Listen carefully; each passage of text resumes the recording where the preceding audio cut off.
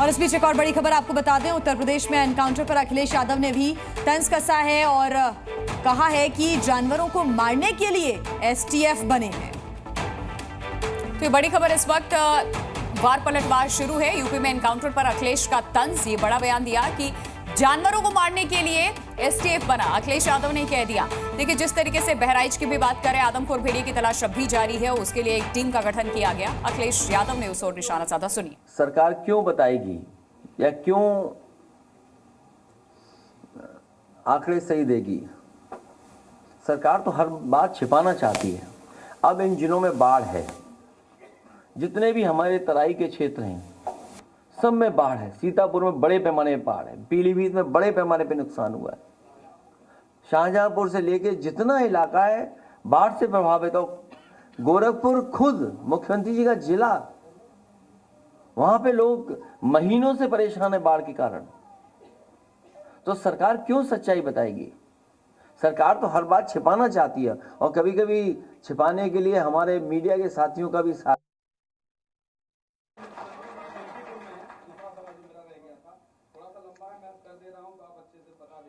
इन्होंने कहा कि पहले सनातन आस्था से खिलवाड़ होता था, इनको तो विवादित ढांचा प्यारा था, ये राम भक्तों पर चलाते थे। इसका सारा चिट्ठा खोलेंगे तो मुंह दिखाने लायक नहीं रहेंगे। समाजवादी इधर मुख्यमंत्री जी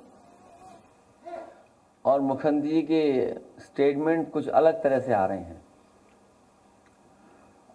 समाजवादियों ने और खासकर मैंने कभी किसी संत, किसी अपने महंत, किसी सन्यासी के बारे में कुछ नहीं कहा। अगर उनको लगता है कि वो शब्द ऐसा है जिसका भाव वो किस रूप में ले रहे हैं, तो हम तो ये कहेंगे कि हमारे उत्तर प्रदेश के मुख्यमंत्री नहीं है, वो मठाधीश मुख्यमंत्री हैं। और फिर मठाधीश मुख्यमंत्री से उम्मीद भी इसी तरह की भाषा की उम्मीद, और ये एक दिन से नहीं हुआ है। जब से बीजेपी हारी है तब से कुछ संतुलन गड़बड़ा गया है। एक बात सर उन्होंने और कही,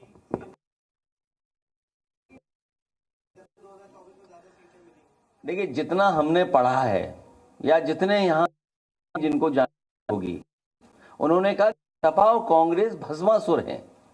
देखिए, भस्मासुर दोनों हो सकते हैं। बीजेपी अपने भस्मासुर को ढूंढ रही है।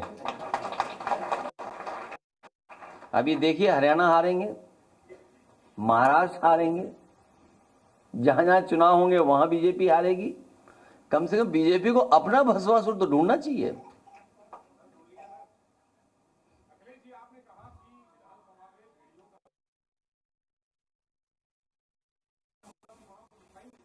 मैंने आपसे कहा कि अगर एसटीएफ पे इतना ही भरोसा है और ठोको नीति इतना ही उन पे है, तो ये केस भी उन्हीं को ट्रांसफर कर दें। क्यों रखें फॉरेस्ट डिपार्टमेंट पे?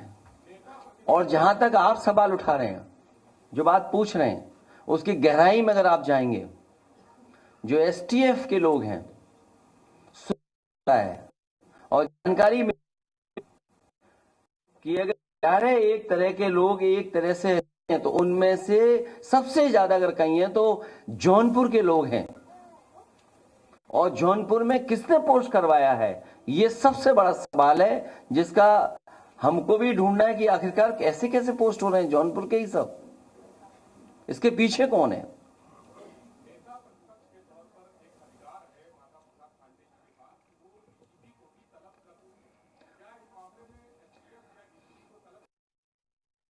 लीडर ऑपोजिशन का अधिकार है, तो वो बिल्कुल उसका इस्तेमाल करें। क्योंकि देखिए, हमें और लीडर ऑपोजिशन को नहीं बताओगे हमें क्या करना है। अगर अधिकारों में आ रहा होगा तो मैं कहूंगा अधिकारों का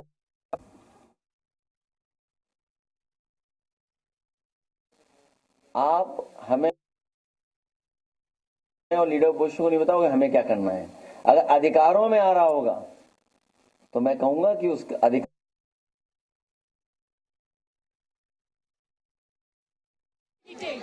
का तीन হচ্ছে যাদের জমি নষ্ট হয়ে গেছে শস্য নষ্ট किसी के भी धार्मिक कामों में ज़्यादा हस्तक्षेप नहीं सरकार को करना चाहिए। वो बहुत बड़ा सवाल है और हमारे पक्ष यही है कि किसी भी धार्मिक के मामलों में सरकार को हस्तक्षेप नहीं करना चाहिए। सर, आपने ट्वीट किया वन नेशन वन इलेक्शन को लेकर और उसमें आपने तमाम सवाल खड़े किए जिसका अब तक कोई जवाब नहीं आ पाया कि जो सिविल बॉडी इलेक्शंस होंगे क्या वो भी साथ में होंगे या असेंबली साथ में होंगे, या पूरा जो स्ट्रक्चर है अभी उसकी कोई चर्चा भी नहीं हुई। देखिए ये बड़ी साजिश है दरअसल आपको उलझाने में। आपको याद होगा महिला आरक्षण की बात हुई थी, क्या महिला आरक्षण लागू हो जाएगा? नहीं आ पाया कि जो सिविल बॉडी इलेक्शंस होंगे क्या वो भी साथ में होंगे या असेंबली साथ में होंगे, या पूरा जो स्ट्रक्चर है अभी उसकी कोई चर्चा भी नहीं हुई। देखिए ये बड़ी साजिश है दरअसल आपको हमको सबको उलझाने में। आपको याद होगा महिला आरक्षण की बात हुई थी, क्या महिला आरक्षण लागू हो जाएगा? क्या सरकार इस बात के लिए तैयार है कि कब तक महिला आरक्षण लागू हो जाएगा? और फिर जो रिपोर्ट में बता रहे हैं कि 18,626 पेज थे, 18,626 पेजेस की रिपोर्ट थी ये वन नेशन वन इलेक्शन,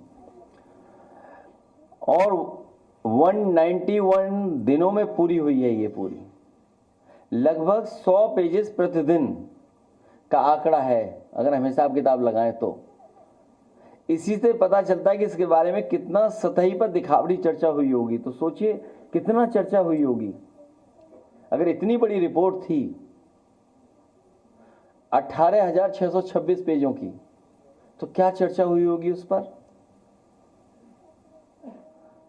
दरअसल ये भाजपाई रिपोर्ट है जो तैयार हुई है।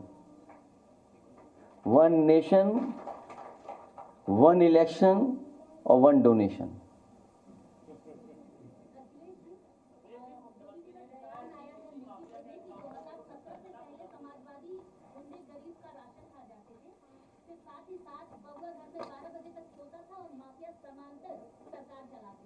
ये सब घिसे पिटे डायलॉग है पुराने वाले।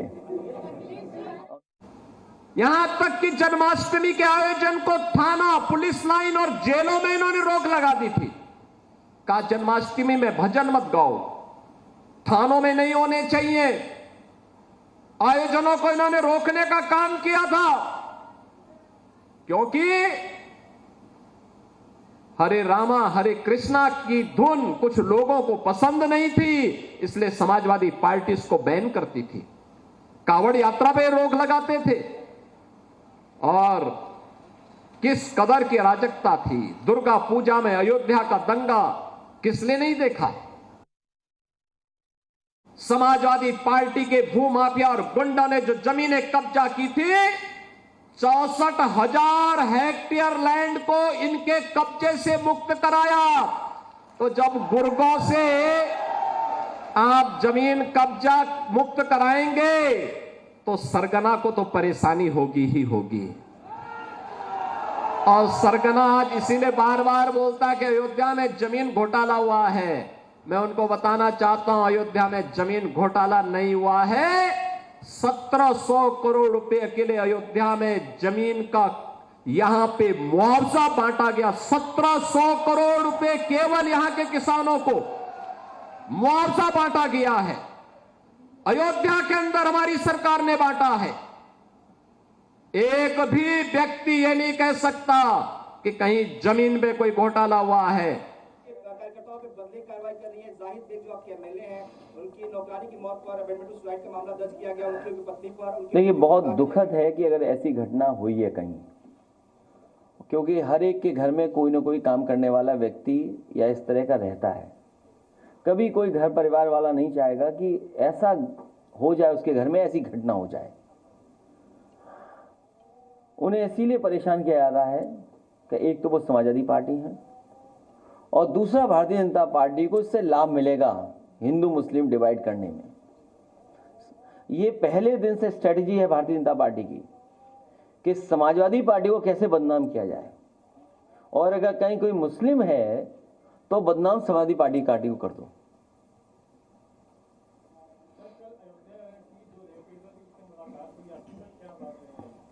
उसने मुझसे कहा कि सुरक्षा मिलनी चाहिए, उसे न्याय मिलना चाहिए और जो दोषी हैं उनके खिलाफ कार्रवाई हो, उसकी नौकरी जो मंदिर परिषद में थी उसकी नौकरी न छीनी जाए और उसके परिवार के ऊपर अननेसेसरी दबाव न बनाया जाए, क्योंकि सरकार कोशिश कर रही है कि दबाव बनाया जाए, क्योंकि उसमें भारतीय जनता पार्टी के ही लोग शामिल हैं। तो कम से कम मुख्यमंत्री जी मिल्कीपुर गए हैं, उस बेटी के न्याय दिलाने के लिए भी कुछ न कुछ कहेंगे।